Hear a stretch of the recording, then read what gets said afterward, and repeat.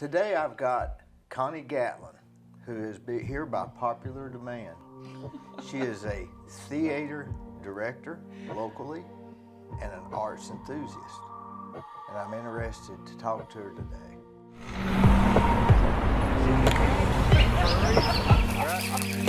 I came because of our dad and broke. Boy, money talks, doesn't it? I'm telling you, It really does. in love. Same issue. Now, Steve's your husband. Well, we've been divorced for a while now. Yeah, Steve that- Gatlin. yeah. Now there are 4 Steve Gatlins in I thought there Cleveland, was. Tennessee. Yeah, there are 4, and there's Steve D. Gatlin. There are 2 of those at least. So yeah. Wonder is no relation to the Gatlin brothers? Oh, I The always singing say group? yes. Yes, we are back from Texas. I always say yes. Yeah. Are you from Texas? No, I'm from Tennessee, Sweetwater. Sweetwater. And then Cleveland. We moved here when I was 9. Do you remember living in Sweetwater prior to being growing up? Oh, I certainly do. Yes, I have a lot of great memories about Sweetwater. In fact, wrote a book called Sunday After Sunday because in those early years, my life was kind of defined by North Sweetwater Baptist Church. Where Had a lot of is memories. that, North? Well, I think it's now defunct. I think it has just, passed away. It's on a hill, north, kind of west of the city, of what's called downtown Sweetwater. I had all these stories in my head that my daddy had told my whole life, and I just thought they were worth sharing. So I went looking one winter Sunday. I went looking for North Sweetwater Baptist Church, and I found it. And there are a lot of stories. Had you not mainly really been there humorous. since you were 9? Hadn't been there since I was a child.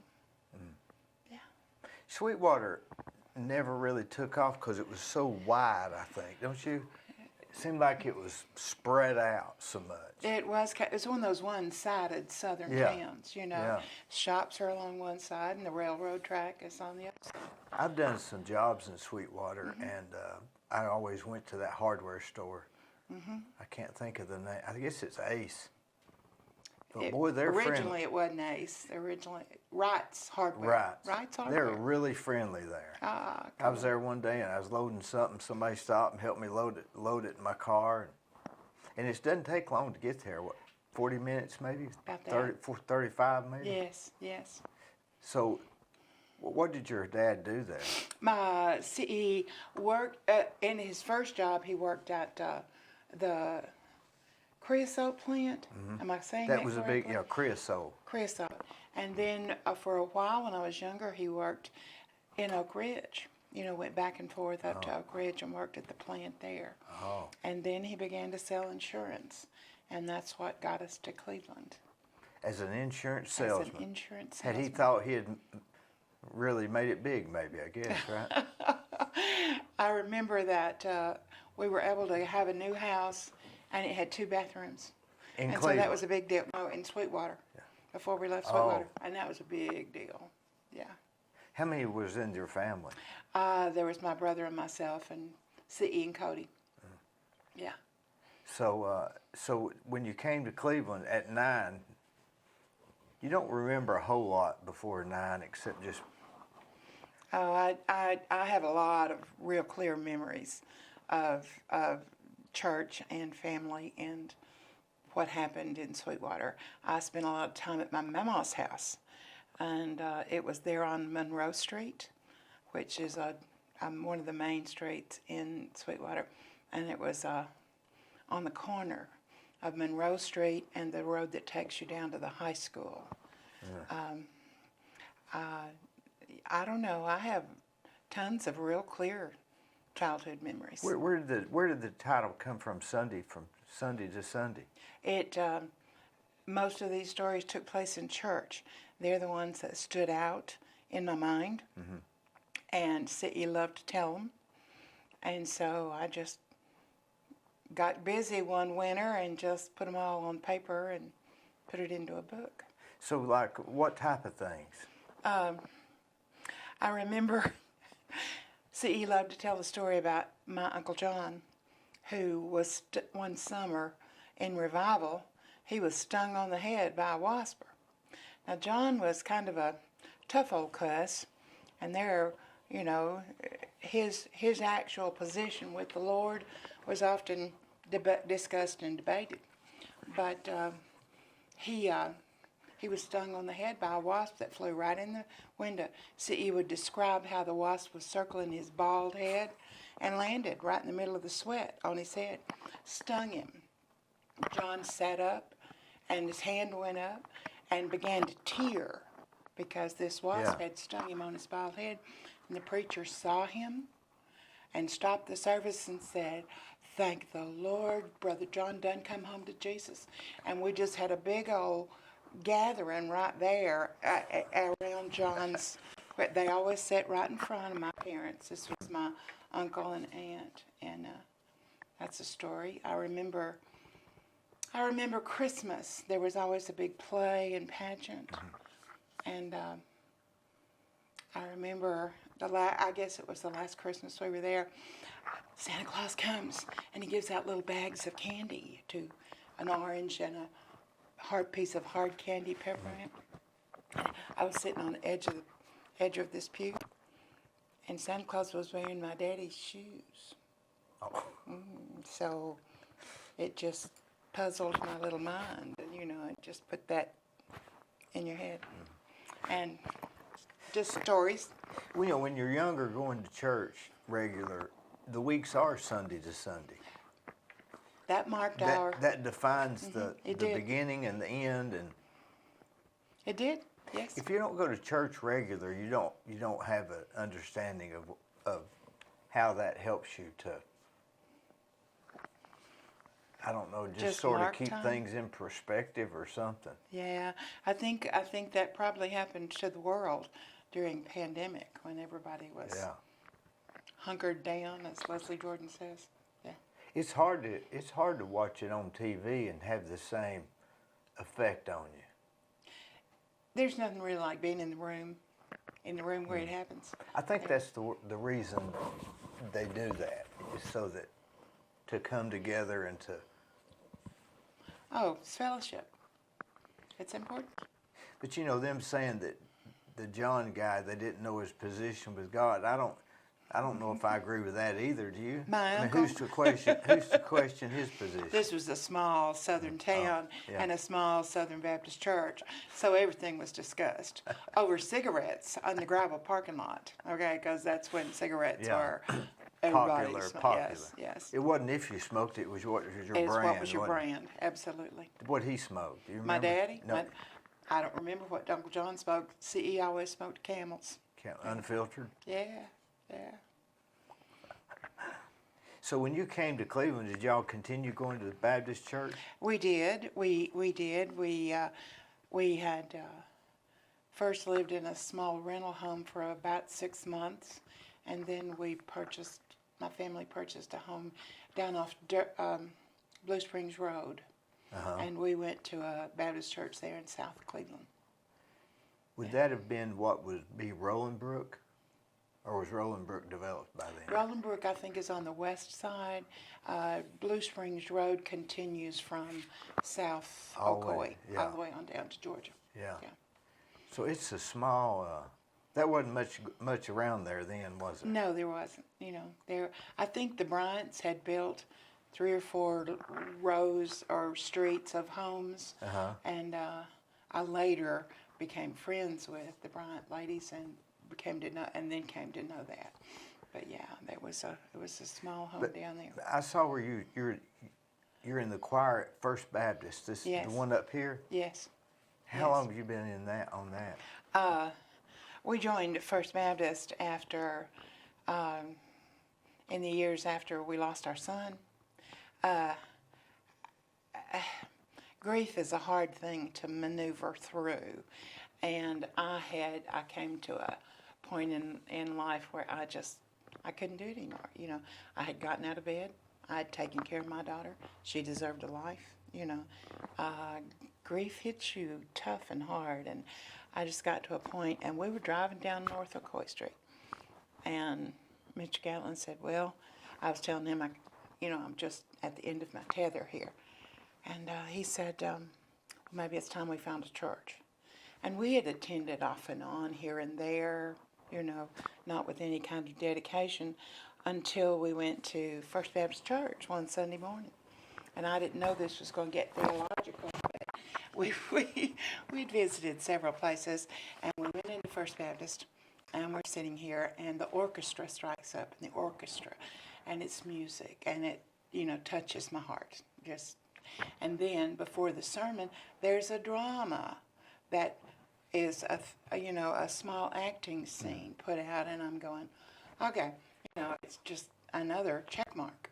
And I will never forget, Mr. Gatlin had always been kind of afraid that a big church would be stuffy and cold and, you know, not really welcoming. Well, the sermon that Alan Lockerman was preaching that day dealt with being a more welcoming church to people who really needed it.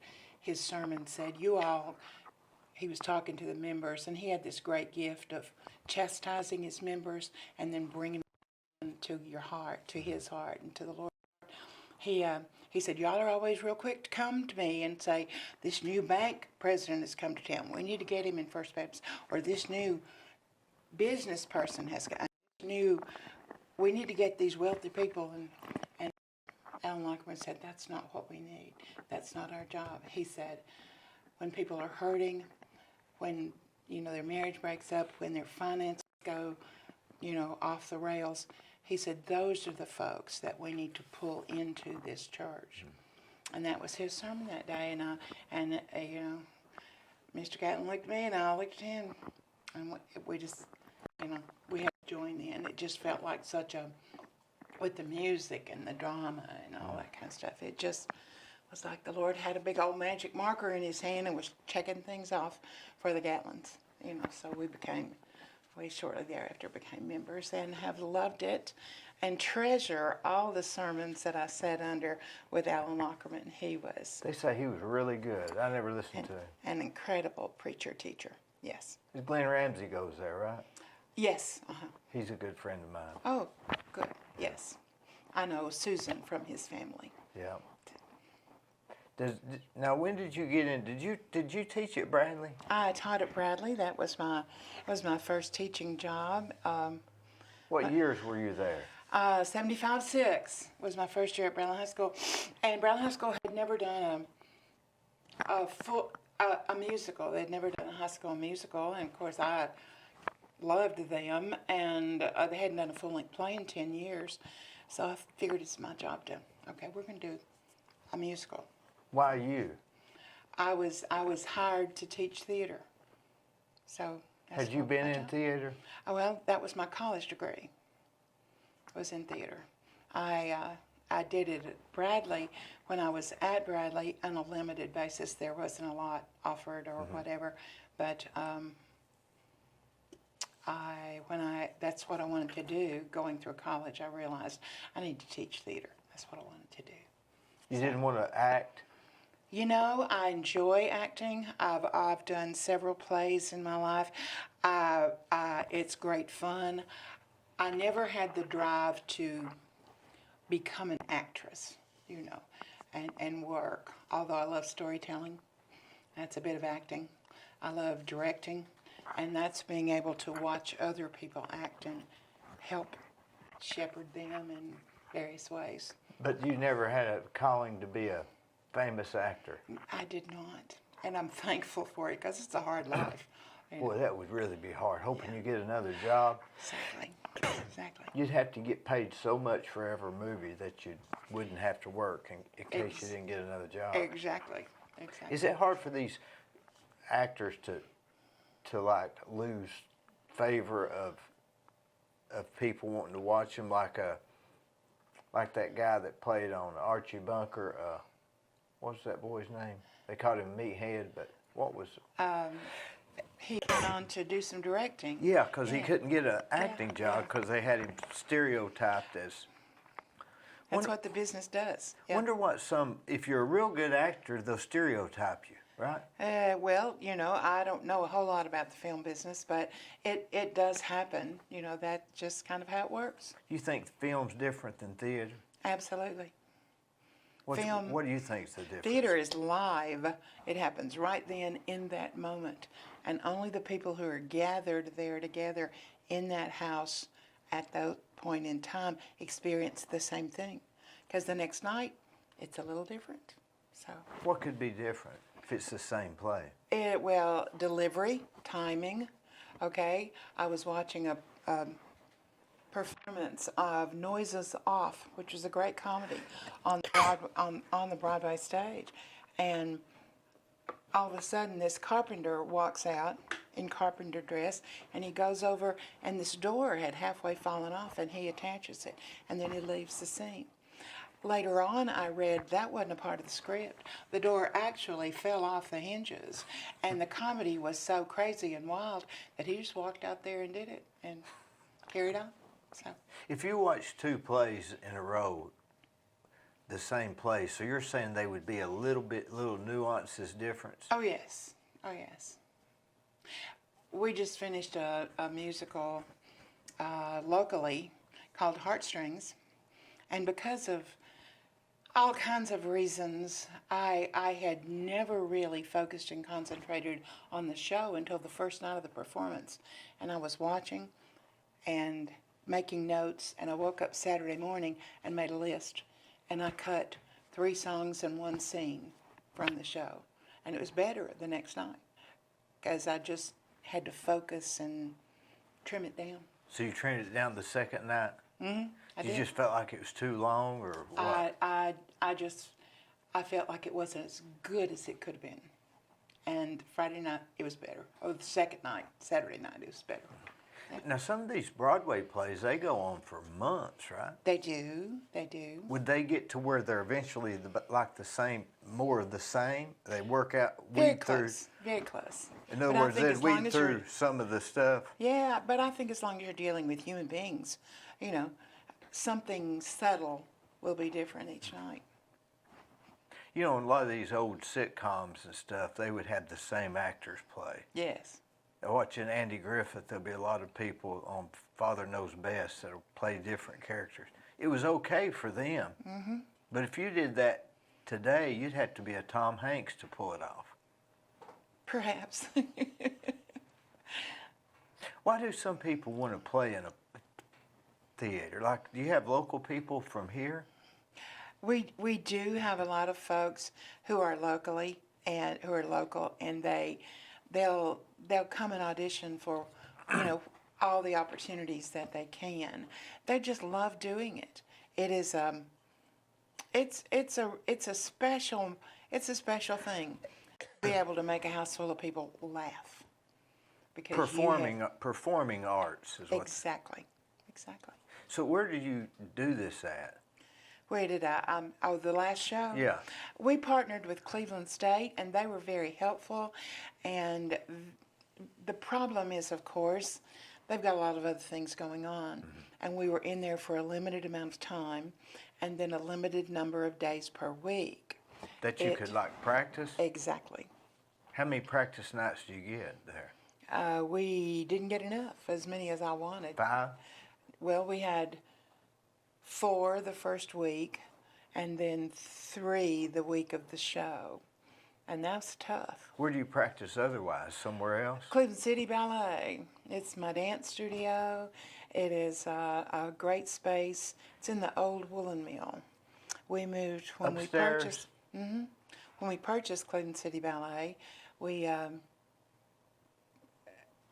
what drew us to it was this wooden flooring. Mm-hmm. It has wooden floors underneath wooden beams and joists, mm-hmm. and by the time a dancer weighs 70 or 80 pounds, and they're leaping and jumping on concrete, it's detrimental to their... Hurts their shins and everything. It's just detrimental to their bodies. So when my daughter was really, she's a smart woman, and I always thought she's going to be a doctor, a lawyer, business person. She's going to do real well and make a great living for herself. She came home as a freshman in high school and she said, I want to dance. I said, we do that 4 days a week. We go down there and have lessons. And she said, well, I want to do this for a living. And I went, oh, no. It's hard to make a living doing that, Hard I guess, to make right? a living. Although she's had some great jobs, I'll have to say. Thank you, Lord. She's had some great jobs. So we began to learn about. We took her to North Carolina School of the Arts, and we took her to Central Pennsylvania Youth Ballet, and we would carry her in the summer to all these great programs. We were, you know, I love how the Lord works. We were learning a lot about dance studios and what was good and bad and indifferent and such. And then, the year she was graduating high school, we became owners of Cleveland City Ballet, and so You just purchased it? we moved it from the Village Mall down to the Woolen Mill, and we've been there ever since. And it's a great space. So we rehearse Bangarang productions There. there in the studio. What is a ballet company? Would you call that a company? We have a company class, which is a group of the girls who sign on to take extra classes and to do extra performances.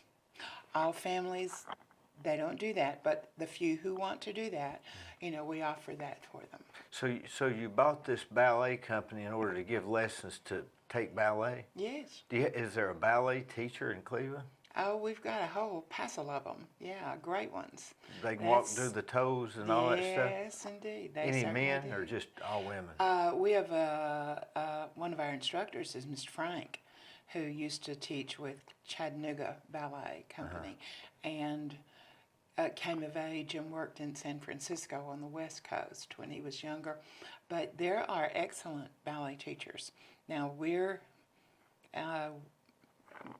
I'm kind of picky about having excellent ballet instructors. Our teachers, the tap teachers, the contemporary teachers, the ballet instructors, they're all really good at what they do because people bring us their children, they give us their time, and they give us the money to play these artists. It's important. You know, I would not put people out there to teach ballet if they didn't know what they were doing. You know, I think that's my obligation. So it's not just ballet. We teach ballet, tap, jazz, contemporary. What's and contemporary? Contemporary it's very balletic, to kind of coin a word, but it doesn't have the internal structure that ballet has. The ballet, the art of ballet has been around since the 1400s. Do you teach that? Yes, we do. So it's not. It's Has it traditional. changed? Everything changes, you know. And contemporary is just sort of a changed ballet. It's softer. It is more interpretive than structured ballet. A lot of younger girls take to it. It doesn't call for as much training, as much time investment. But if in ballet, if you're headed toward point shoes, and you know what I'm saying by point shoes. I mean, where they stand up on their your toes? toes. Yes. If you're headed to that, you've got to put the work in to develop your muscles, to develop your knees, to develop your ankle strength in Yeah. order to be able to safely do That's that. why they wear the wraps around their ankles. The wraps around their ankles helps, yes. Let me tell you about Capstar Bank. They're located in Nashville, Hendersonville, Gallatin, Athens, Madisonville, Sweetwater, Etowah, and in Cleveland at 950 25th Street and 3855 North Ocoee Street. I've used them. I like them. Give them a try. They're no problem.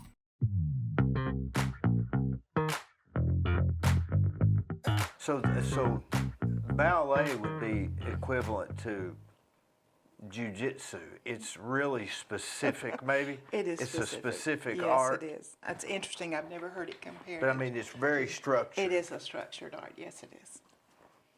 And some of these, like how many is in this class? Our classes vary depending on the age level, and it's kind of like, like school classes. Sometimes you've got a class of 30 in one community, and sometimes it's 12. Like one day a week. One day a week. Normally our classes run 10 to 12 students. We keep it under 12. Sometimes it's as few as 8 or 10, you know. So it gives these girls some structure, I guess. Oh, something to do. And it's a development of the arts, and I believe the arts enrich everybody's soul in some way or another. And these girls, you know, young women, young girls deal with everything. all kinds of difficult issues, you know. I feel like that being good in ballet class gives them a self-confidence. Well, I learned to do that plie today. I can do a three-point turn. You know, it gives them a confidence. We have the best group of folks and parents and such. We, our motto, it's not a motto, but our theme at the studio is, you're not in competition with another girl, you're only in competition with yourself to be better tomorrow than you are today. So from this, you do the theater also. So when we purchased Cleveland City Ballet, we set it up as Cleveland City Ballet Bangarang Productions, which is the theater arm of what's your the next business. thing coming up? Do you Well, have a schedule? I knew. Do you, We'll have a show in February. Hopefully, it's a musical. We're looking at a big stage musical. so you don't know what the Decision is being made this week. Yeah. so We did, last March, we did a show called Bright Star. And Bright Star was written by Steve Martin and Edie Brickell. I remember and it was that. a Broadway show, and it was fantastic. And it's all about grace and forgiveness, and it's set to country and bluegrass music. I saw it pre-pandemic in New York with my daughter, and I knew, you know, at intermission I looked at Abigail and said, Cleveland's going to love this show. And I knew then I was going to try to do it locally, and it's a great show for Cleveland. Our community understood grace and forgiveness, and of course most everybody around here really enjoys country and bluegrass, so it was, you know, it was a fit. and Steve Martin's fit. playing bluegrass now, so Yeah, there you go.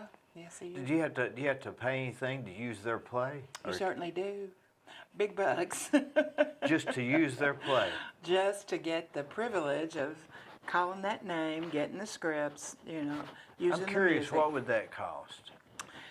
Bright Star for a local group that could only seat about 375 seats, and we did that pretty much. We were able to establish in this small venue 187 seats is what we could seat, and except for Thursday night, there were 4 empty seats on Thursday night, and we packed the place out and had standing room only. But I think it was 2,700. That's what you have to pay. Who? The royalty rights. There's a company called Music Theater International, and they own a whole. But So they would buy the rights to that play, or Right. the rights to sell and there it. are several different companies Yeah. that do that. You have to lease with them and. See, I would get- never thought all of that would be the details of doing that. That's complicated, isn't it? Well, you know, I've been doing it so long, it's not complicated for me. But if you're starting out, you know, to be legal, Yeah. you know, you have to pay the. Don't want pay the Steve fees. Martin suing you, right, And we for don't want- $2,700. You know, I love theater in Cleveland, Tennessee, but I'm not going to jail for it. You know, Would it be better just to do your own, have somebody write a play? You know, that's a funny thing you said that. Heartstrings is the thing we just finished at Cleveland State. And we had a cast of 24. We had a band of 3. And we featured Jack Clark, of course, to honor his induction into the Southern Gospel Music Hall of Fame. We had great houses. We were over 220, 230, and then reached 250 people that for the last performance on Sunday afternoon. I wrote Heartstrings. I put it together. It is, I had done a musical review called All Night Strut, which is music from the 40s, and it's a show that's out there. You can rent and do it, and we had done it in dinner theater at First Baptist, and it just came to me one day, well, we could do that with country music, and So I put this together with country music, a few scenes, some narration, some dialogue. So and people loved it. So your place, somebody could get permission to do them Just also? give me a call and I'll write But me do a you check. have, do you have it with that royalty company? No, I don't. Oh. It's probably something that would be beneficial to pursue, but I haven't done it. So when you have these, how do people audition for them? Well, I work with a group now that's into 3 years. It's called Artists Here Partnership. And this group came into existence. I was working on another project in February of 19. And in February of 19, in this other project, I was able to get 24 different artists in the same room at Lee University. And it was the director of the orchestra and a choral director from Lee and various individual artists, painters and jewelry makers and theater people. There are other theater groups in town. And we got together. They all came to this meeting to work on this project, but nobody wanted to talk about the website or the registry or any of those kinds. All those people wanted to talk about was the fact that Cleveland, Tennessee does not have a visual performing arts center. It's the missing piece of the puzzle in Cleveland, Tennessee. We don't have any kind of community home place for creatives, for artists, for conducting painting workshops, and everybody gathered together under the same umbrella and creating theater, a place for the orchestra to rehearse and have their instrumentation stored so that they can get to it. We don't have a performance hall, where you can get enough people together. Cleveland State or Lee College is it, right? That's it. And they'd be hard to. They need it. They're hard to book because What about Bradley it goes High? for them. Bradley High School's a great theater in its current rendition. When I worked there as a teacher, we were in what was called the Little Theater. Yeah. Behind there. But there again, the schools, those houses are built for the students of Bradley High School and Cleveland State and Lee College. Yeah. It's also expensive. They all have rates that are expensive for any community theater group. You could never build a theater and rent it out to theater companies and stuff because... Why not? Probably the construction cost would be too much. I am an absolute believer that Cleveland, Tennessee needs a visual and performing arts center. How many would it seat? Good 600 to 700 would be great. Theater. Would the seats be sitting down where you could see the stage, or would absolutely, absolutely. I love to tell the story about Maryville College. Are you familiar with Clayton Center in Maryville? I grew up as a child in Sweetwater, and Maryville was just a small town. Maryville, up the road. Yeah. And the Clayton Center is world class. It's in Maryville. It is connected to the college, Maryville College there. When I say world class, I'm talking Paris, London. It is world class. We visited it there, this committee I'm working with. It all began with a casual conversation at a cocktail party between the president of Maryville College and the chairman of the Chamber of Commerce in Maryville. And now this place is, the right person, the right contact. Of course, it's the Clayton Family Homes. It's just going to take a connection. And because Cleveland is such a grand and wonderful place to live and raise children and go to school. And, we have so many pluses, but this is a missing piece of the puzzle. And we have a great group now. We've been working for 3.5 years. We've achieved several grants. We're working now with Americans for the Arts to do an economic study of how much the arts impact local communities. Every time you go down to the Tivoli to see a play or to see a concert, Steve Martin's on the way there playing bluegrass. When you stand up at intermission and look around, there,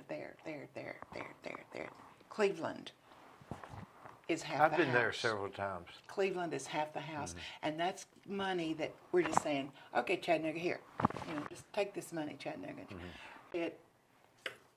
That could be here. It needs to be here. So that's my sermon for this discussion. On Sunday. My Sunday sermon today.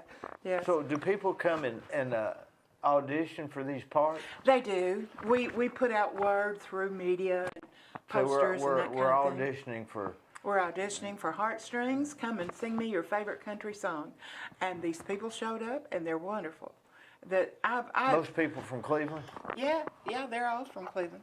How do you say you didn't get the job, Fred? Well, one of the things I always try to do, from back when I was teaching high school, if you showed up for audition, I'm gonna find something for you to do.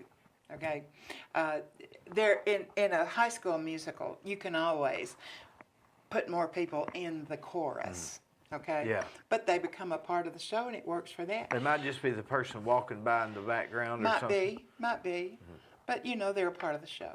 Can some people act some parts but not others? Oh, sure. Can some people act either one? Yeah, sure. Tom Hanks can do anything. Who else? I didn't know it was a test. John Travolta? I didn't prepare.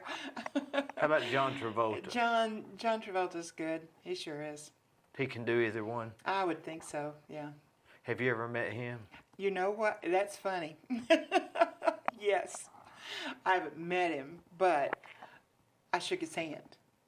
I used to take students and adults to New York on theater tours. We'd go and stay 4 or 5 days and see 3 or 4 plays. And we came back from the theater once on a trip a very long time ago, in my very early years.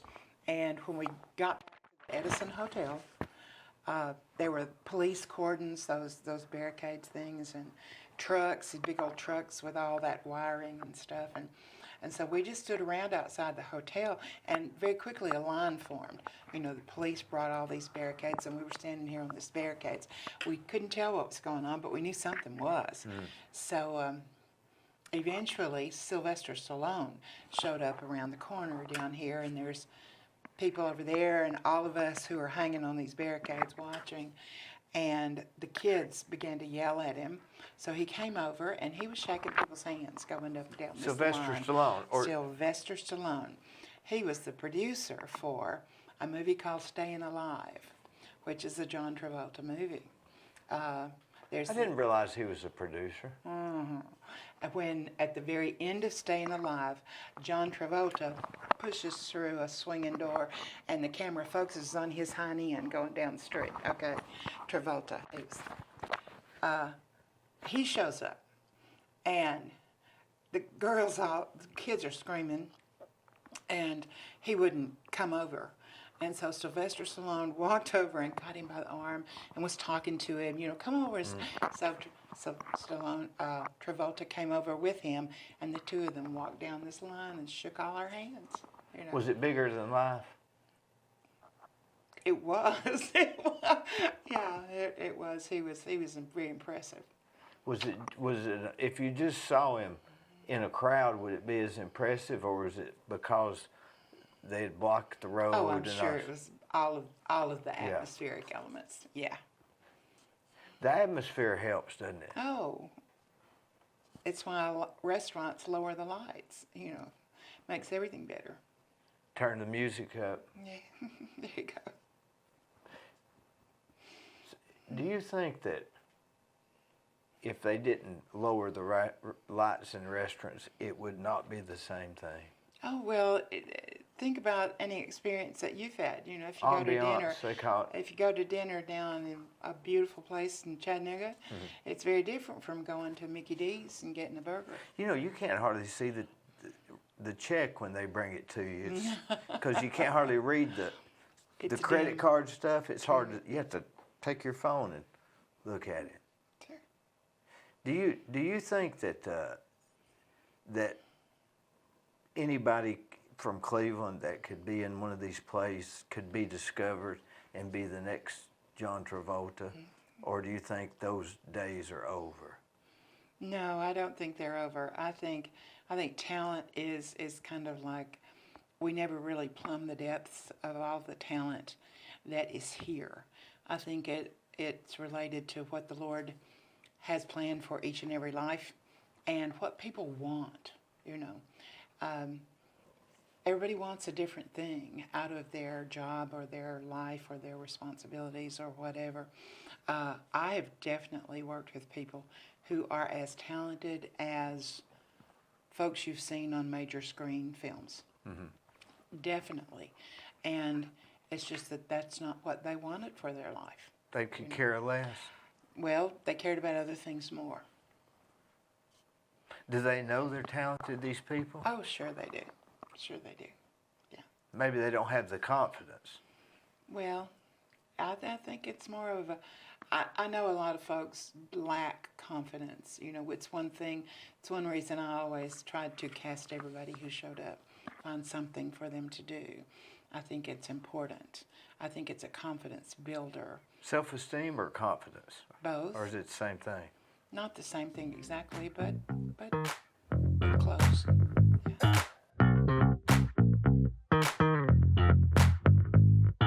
Let me tell you about Capstar Bank. They're located in Nashville, Hendersonville, Gallatin, Athens, Madisonville, Sweetwater, Etowah, and in Cleveland at 950 25th Street and 3855 North Ocoee Street. I've used them. I like them. Give them a try. They're no problem.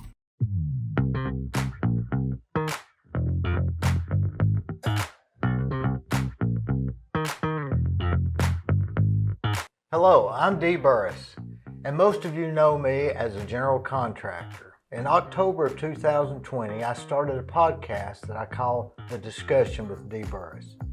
Each week, I have conversations with interesting, informative, and fascinating people from Cleveland and Bradley County and the surrounding areas. You can watch the discussion at dburris.com on YouTube and Facebook, where we would ask you to please subscribe, it's free, for updates and notifications of new shows. It's no problem.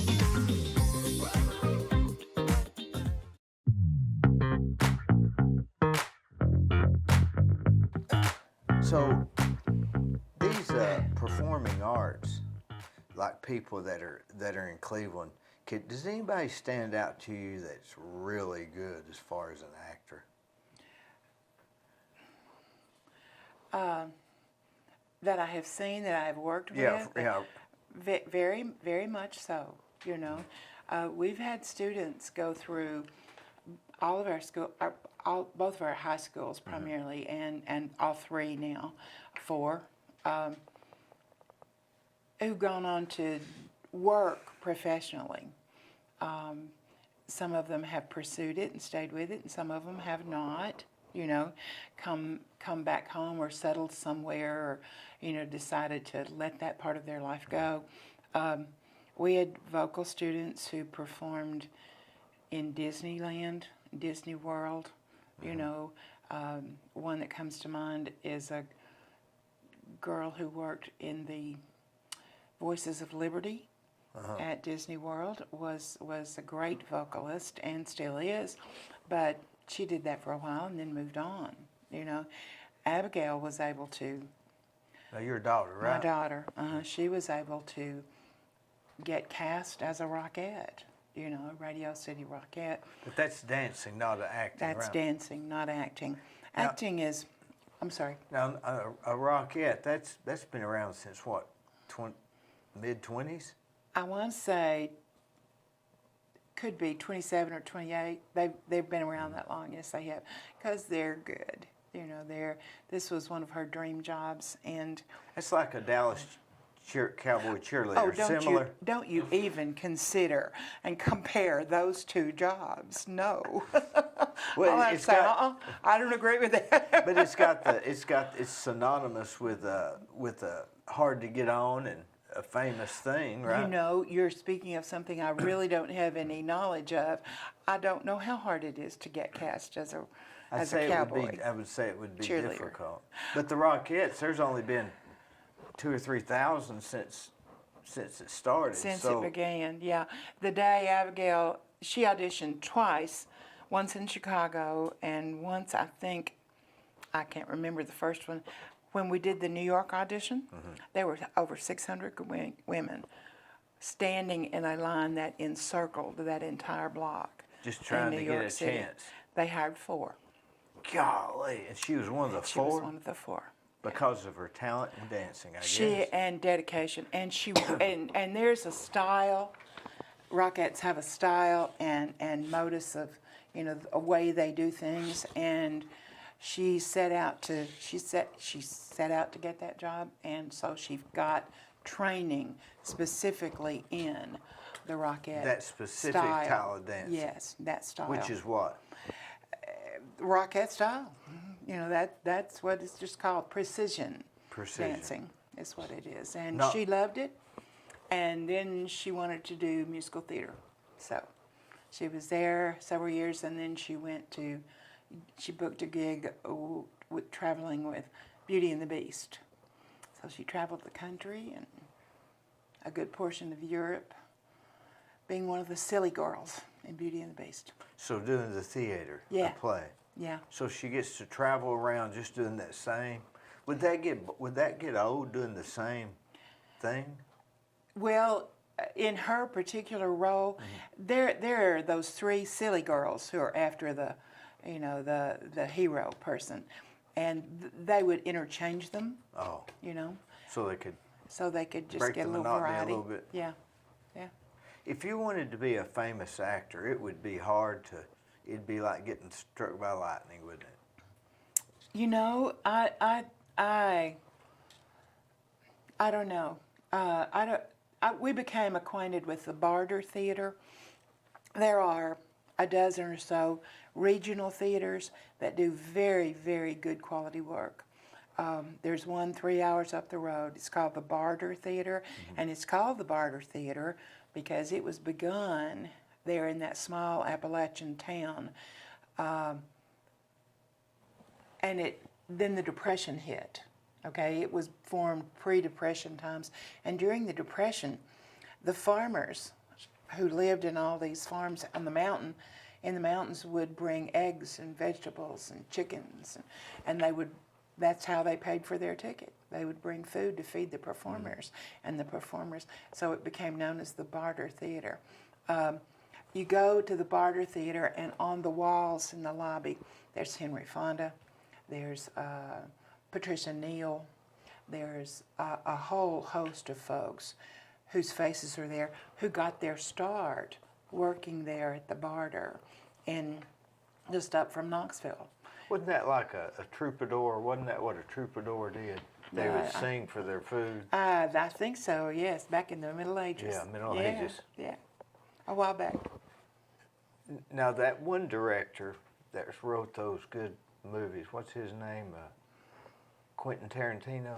Yes, He's from Knoxville, right? I think so, yes. He's really good. There are a whole lot of folks out there. How about John Malkovich? How You about him? familiar with him? A little. Just He's a little odd, isn't he? Well, you know, artists sometimes are a little odd. You What know. makes an artist odd? Choices they make. You know, I think artists have inner voices that can lead them in one direction or another. Are they eccentric? I think eccentric is a good word. Do a lot of them come from troubled childhoods? No, I Is don't that think common? anymore. I don't think any more so than anybody else. But You the- know, but they- folks walking down the street. Trouble is everywhere. You know. But they generally, would you say they think outside the box, or they just? I think they do. I think they think outside the box, but I also think it's a skill that helps them solve problems. I'm a firm believer that artists solve problems. You know, they take black spots on a piece of white paper and create melody and harmony, and you know, they solve that problem. They take words from a dictionary and put them together in a way that makes you cry, you know, makes you laugh. You know, artists solve problems, and I think that all of the youth one of the things that I've worked with in my life is the Cherries Jubilee auction that we have every spring. It was first begun by the Arts Committee of the Chamber. We started this years ago. June Chase was on this group, and we got together, and after all these years, we are now up to, I think it's like $700,000 or $800,000 that we have raised to put right back into the classrooms of Cleveland and Bradley County for arts experiences, hiring artists to come in and work one-on-one with children in small groups in the classrooms. I feel like arts experiences are invaluable in raising an intelligent, soulful human being. But learning to paint a picture. I don't think it's about learning to paint a picture. I think it's about learning to hold a brush and dabble in color. Is that eccentric?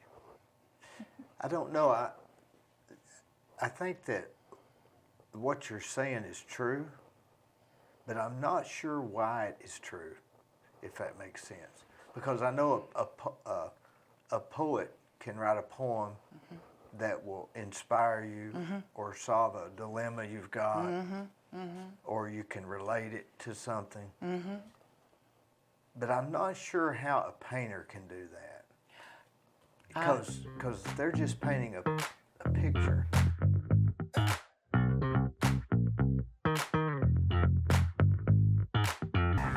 If you want residential or commercial plumbing, give Rick's Plumbing a call. Call Jason or Josh. They'll do you a good job. I use them. I've used them for years. They're no problem. Come on, woo! What?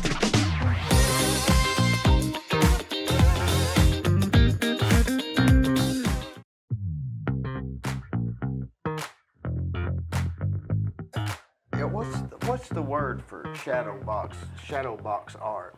I'm sorry, I'm out of my wheelhouse here. I But don't it's really art. know. It is. Well, all art reveals what's in your soul. And that's one of its purposes, I feel like. I agree with that. But why would I care what's in your soul? So I think art allows you to reveal what's in your soul. Yes, I agree. Because why do I care what's in your soul? We all learn from one another. We all learn from one another. We all, if you have suffered great trauma, such as with your the box here, sharing that, number one, it lessens your load. If you have shared that, you have taken that burden and you have spread it out so it's not as heavy on you. Other people can help share that. Other people can understand it.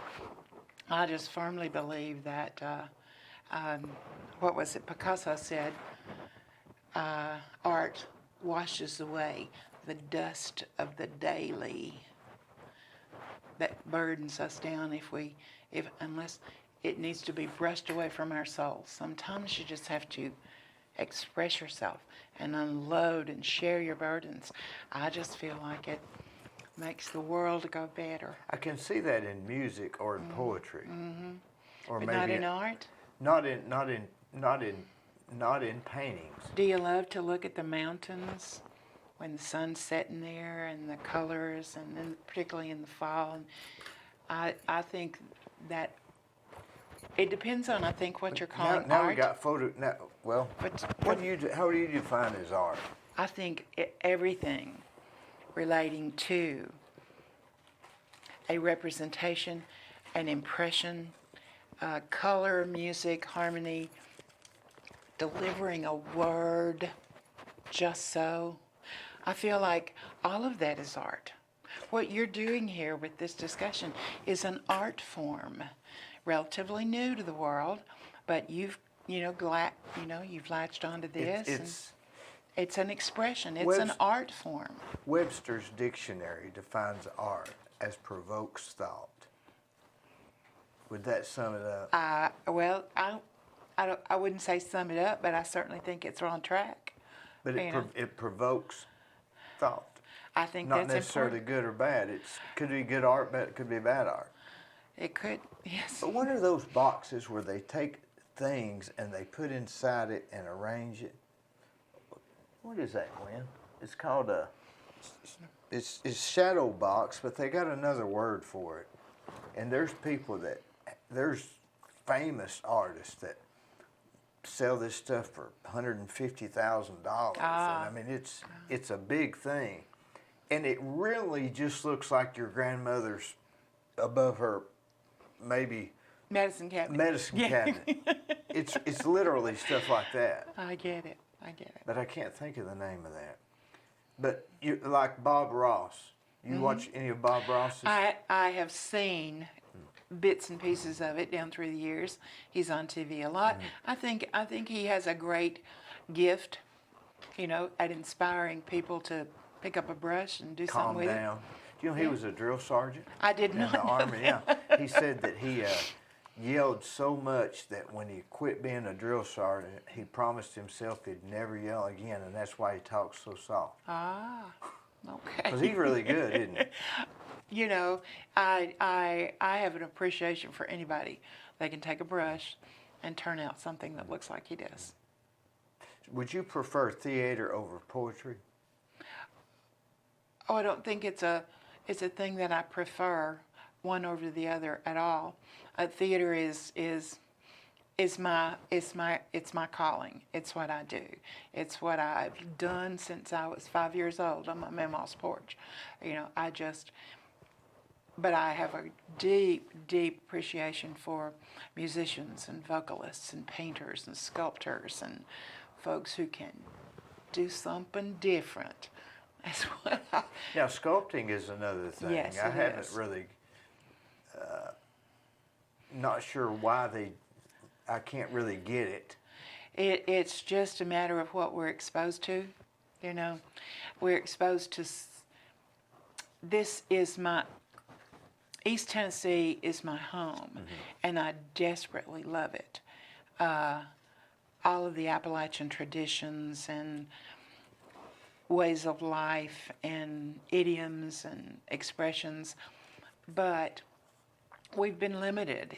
One of the things that limits us is here. Now, the world has changed in my lifetime. The world has changed absolutely upside down because, at that computer screen, we can access great museums, we can access great painting. Just like being there, isn't we it? have all that now a day that we did not have when I was a child. So I think it's all important. I think it all has a place, and I think it all is necessary for the world. I really do. You think it calms people down more than they realize? Oh, without doubt. Without doubt. You think it's a matter of seeing somebody else doing something that we can watch and we can put ourselves in their place and we can say, that relates to me in this way and in that way? I think in the world we live in today, with the strife and the stress and the attacks that happen daily in our governments, in our leaders, I think empathy and understanding are two issues that they're just not out there. They're just Has not there. that always been No, a it problem? has. No, I don't believe it has. I do not Like believe John it has. Lennon? I do not believe it has. He was. I believe that if you can, what is it Atticus Finch says? You can't really understand a man until you've walked in his shoes. That's what And- the Cherokee Indians said that too. There you go. Was he an We're Indian? not doing. Atticus Finch was the lawyer in To Kill a Mockingbird. Okay. Yeah, I think that understanding. I'll tell you what. Last weekend in that Cleveland High Theater, Cleveland State Theater, excuse me, there were men.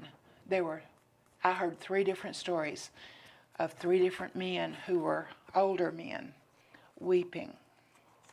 They were absolutely crying at the end of this production. When you get 250 people in one room and they're all responding by laughing or feeling pride or weeping, tears to their eyes. I think we need more of that rather than less. I think those are the avenues that can get us to a better understanding of one another, because we are losing that capability. What brings people together on that? Maybe it is the performing, maybe it is the arts.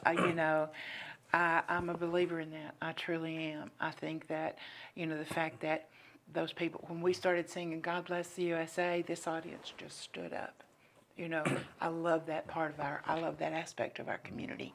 But I also love that all these people could feel the same feelings at the same moment in time. That's, we've done our job. I was in New York, and I went to a play. I was going to a play, and I thought I was at the wrong play. It was an off Broadway play. Which Okay. are really, some are very good. Yes, they are. But, and I thought I was at the wrong place. It was like 7 minutes till, and I thought, well, I've gotten the wrong address. 5 minutes till, there was nobody around. And at 4 minutes till, they filed in off the streets. And by the time, within that 4 minutes, everybody was sitting down, ready to watch the show. I thought, now that's a New York What was minute. the play? I can't remember. It's really good. It's different. It's just different than a movie. Oh, absolutely. Now, I love great films. I do enjoy movies and film, but there is no, in my mind and in my heart, the difference is huge. The difference is huge. Now I've been to New York to the IFC Theater. Is that the name of it? It's a indie films theater. Okay. IFC Theater. Okay. I believe it is. Okay. And they have like 10 different theaters. Some of them are no bigger than this room. Right. Because the film is just so unknown. Right. So it's a big thing now, isn't it? Independent films. Independent films. Absolutely. Like Blair Witch Project. That Yeah. came out of There you indie go. films. Yes, it did. Yes, it did. Well, that was good, wasn't it? Yeah. I mean, it was really. I thought it was really good. I thought it had It kept some me. really It good. kept me thinking. Some really good elements. I thought it did have some good elements. Yeah, I did. But in my heart, in my mind, it's theater is more personal. You're there. That's a live person up there, this far from you, talking, and you're absorbing And you're wondering it. if they're going to mess up. A little bit of that. Well, Or I did don't they mess go up? in knowing that, but if you see enough theater, you're going to see mess ups. I saw Yul Brynner doing The King and I decades ago now, and honey, he was drunk as a skunk, and he was lost, and he couldn't figure out what he was saying. They're human. Would you say that theaters are more like records on vinyl versus films are more like CDs, or it's more raw? If it's captured in plastic or Right. on film, it's part of the past. Theater is in the moment.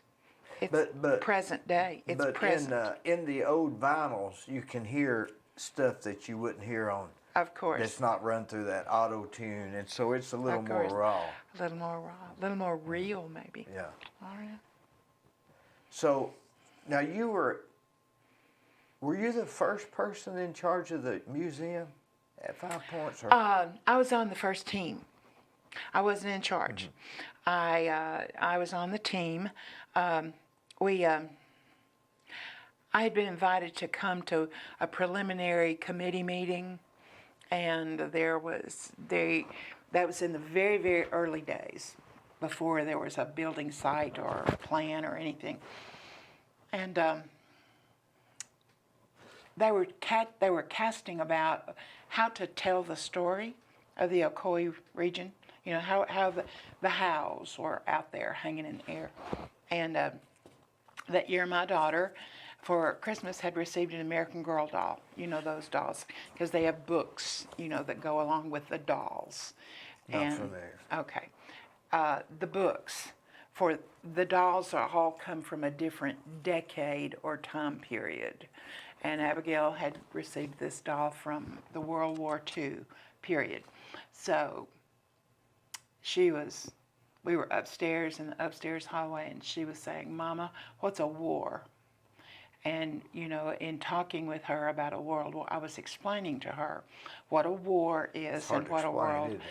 So it hit me in the upstairs hallway. I thought, if the children of Bradley County had a character, quote unquote doll or character, from each of the 7 time periods of Bradley County's history, then they could ask them questions and they could hear their stories, and it could be. So that is where the 7 living history characters came from.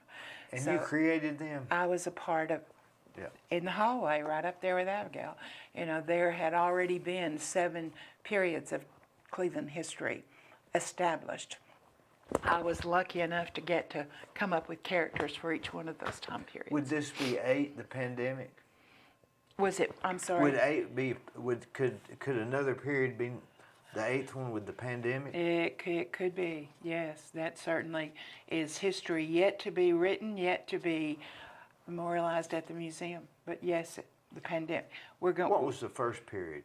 Andrew Taylor, maybe? No. It was the Cherokee were here first. 1838. Before, well, they were here from centuries before that.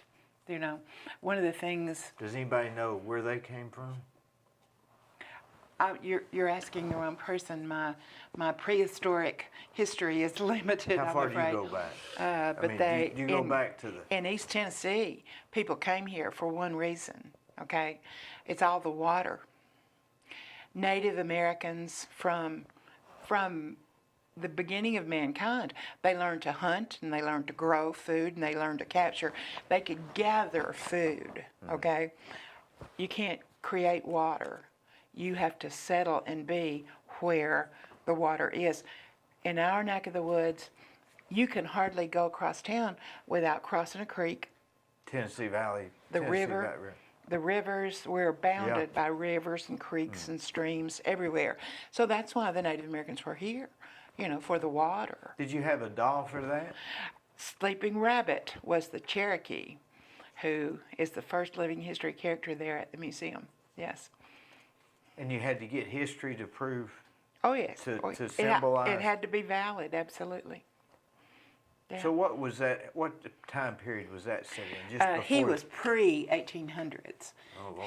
He was late 1700s. There was no sign He of the dates white back man to then, them. was there? Not then, no. Yeah. And then What about Rot? Did you cover Rot? Well, no, not really.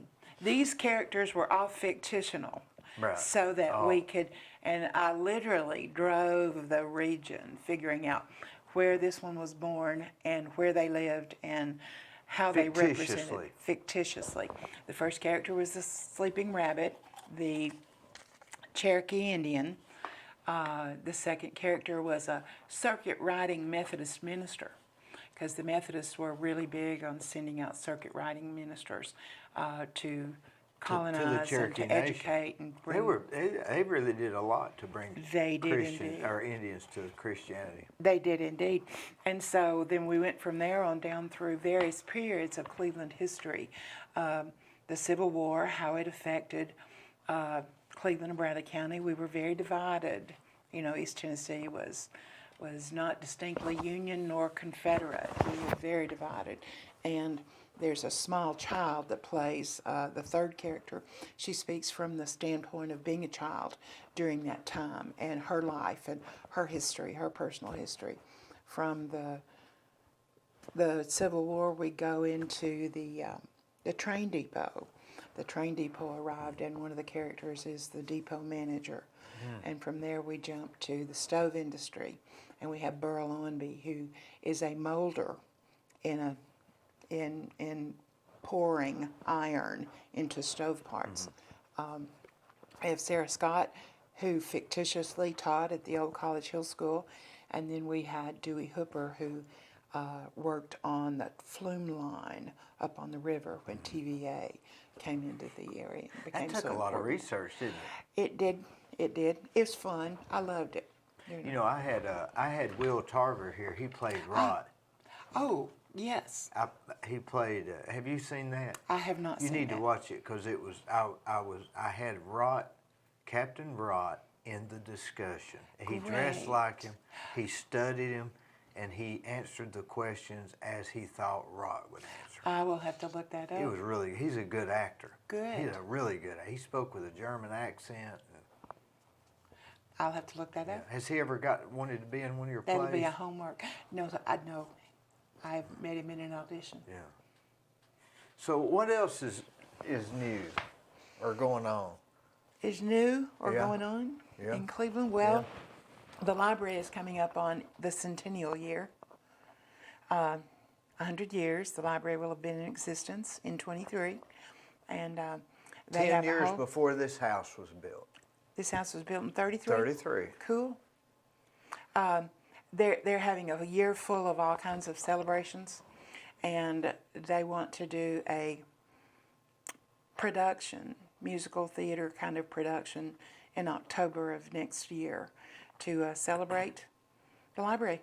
It's Cleveland. interesting how the library has taken shape, changed. I remember my grandmother taking me to the old library, and you had to be quiet. I mean, you had to walk quiet. And you had to open the books real careful and all this stuff. And they had a storyteller there. If you went on a certain day, they would read a story to you. But now you go in the library. If you go early enough in the morning, there's people taking a bath in the bathrooms. Homeless people. Okay. No, I didn't know that. Oh, So- it's horrible. You ought to just go by there, and if you really want to be enlightened, it's horrible. But there's CDs, there's books, Yes. there's a loud area, a quiet Yes. area. Yes. They have a new robot, I think. I hadn't seen that. Yeah.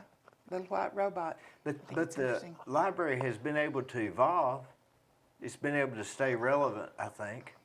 I think any group, any institution, anything, any entity has to evolve or die. You know, I bet the public library renting books probably inspired a lot of the rental companies. I had never thought about that. Because, you know, they would rent CDs and True. all they'd have to do is rent a CD player and you got rent on. True. There it is. But you have to change, right? That change is just the only thing that is constant in the world we live in is change. It's almost like you got to worry about being skillful at what you do and how it's going to change. I Because think if that's you very don't, if you opened up a restaurant today without a drive-through, you'd be in trouble. I think several Since of them the are. pandemic. True. Yes. Yes, indeed. And I don't even like to go to the drive-through because they always get it wrong. I just order the standard, you know. Gotcha. Where do you work during the day? I work at the studio, the Cleveland City Ballet, from day to day. I don't have to be there every day, but I'm there from time to time. I have a great little area of my home that is my office. It's where I write. It's where I keep up with emails and planning and this, that, and the other. Mostly there. The coffee shop down below, it never did open back up, did it? I don't think so. What was No. the name of that? Oh, I'm not going to remember. I'm I sorry. used to go there quite a bit. I don't remember names well. That's why I call everybody gorgeous. Is that right? That's right. In my case, you're correct. Ah, there you go. Couldn't help myself. There you go.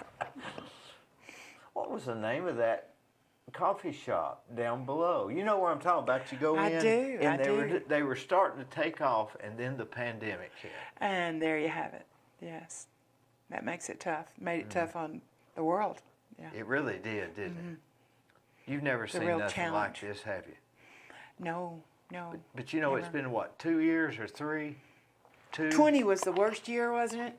I can't remember. When did it hit, Gwen? 20. What year? March? What month? March? Or February and March when it Seems really like got I crazy. remember. It seems like around December they were starting to hear some rumors, but you didn't We heard think rumors, much but about it didn't get really hard and awful until. till about March. Yeah. That was when they flattened the curve or something. Terrible. Do you do much traveling? I do as much as I can. I haven't since the pandemic, but I'm going back to New York first time since 19 next month, just to Just see your daughter? see my daughter, see some shows. Where will you stay? That's still up in the air. There are 2 or 3 different places that I stayed when she lived in Manhattan. She lives in Astoria now, so that's a little different. Her life has changed, as everybody's does, and so we're going to do a little exploring upstate New York this trip. Does she like it better not living in Manhattan? Well, you know, she's at that age. She is 30, and a young man came into her life.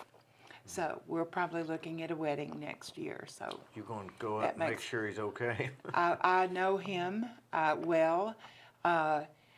They had begun dating when the pandemic hit, and her lease was running out. And rather than rent a new hot place or find a new place, they packed up and came to my house. There's a lower level, and they were on the lower level, and I was on the upper level. So How long were they here? they were here about 7, 8 months. What did he think about Cleveland, Tennessee? He thought it was charming, lovely. He didn't want to make his living here, so they went back to the city. He's a great guy, you know. I just feel very lucky that she is, you know, headed into a life with a great It would guy. be hard if you worked to make a living in New York and then come to Cleveland and make a living. It'd just be different, wouldn't it? Well, you know, when we purchased Cleveland City Ballet, I thought one of these days she'd come home and run it. That's not going to happen. You know, she's not coming home to Cleveland. I've So, been up there. When I was up there, they didn't have bathrooms. They got bathrooms up there now. I don't know what I mean, you're at the ballet on the second floor where you're at. Oh, At yeah. the woolen mill. Oh, yeah. I hadn't been Oh. in there that long. It's been that long. You got an elevator? No, we don't have an elevator. Just stairs? It's stairway. Yes, it is. Boy, it's solid, isn't it? It is rock solid. it's We love solid. it. It's the only space, you know, for dancers to dance and be absolutely healthy with the flooring. Are you It's important. in that room that's got all the big posts? No. I don't know The about room the I big was in posts. had those big posts in them. Was that farther on down on the southern end of the complex It there? was sort of in the middle, I think. Okay. Well, now the grist is downstairs. That's huh? downstairs. They yes, do it pretty is. good. I think they do great. Yeah. Connie, I really appreciate you coming. I thank You you are for here by asking me. popular demand. Oh, no. Tammy Bentley thinks you hung the moon. No. Tammy hung the moon. I believe that. I'm surrounded by people who have hung the moon and continue to do so every day in our community. I keep forgetting that she's Sandra Rowland's sister. Don't you? Yes. I forget that all the time. I love it. I just love that aspect. I got to see Tom Saturday at a gathering, and it's good to see him. I saw him at Aubrey's Friday. Oh, He good. was doing fine. Good. Me and him used to go to that coffee shop every day. Down there, Down there, yeah. I'm sorry. I'm there the latter half of the day when Yeah. the students and the Well, teachers that are there. was before. We didn't get there till about 3 o'clock or something. He ended up there and I ended up there. And I see. Well, And that's we- a happy coincidence. it really is. Mm-hmm. But we both quit, I guess, right down during the pandemic. There you go. Hey, I wish you well. Thank you. Thank you I so appreciate you much. coming. Thank you, Dee. Thank you.